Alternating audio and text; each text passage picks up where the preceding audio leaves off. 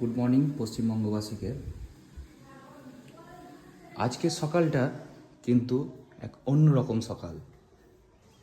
এই যে বাইরের সকাল, ওটা পশ্চিমবঙ্গ মনে হচ্ছে হাসছে, খেলছে।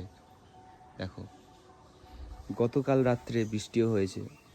বৃষ্টিটাও অনেক গুরুত্বপূর্ণ ছিল, কারণ পদ্ম যখন ফুটে, পাঁকেই কিন্তু ফুটে, পাঁক থেকে পদ্ম। আমাদের পশ্চিমবঙ্গটা হয়েছিল এক পাঁক পুকুরের মতন অবস্থা।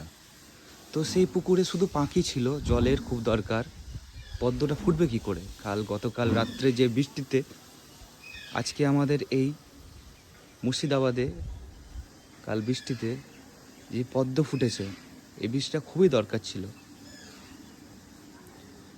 আজ আমাদের পশ্চিমবঙ্গ সেই একই রকম আর নেই।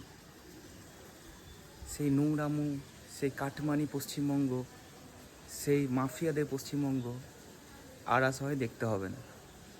নতুন এই পশ্চিমবঙ্গকে অনেক অনেক স্বাগতম।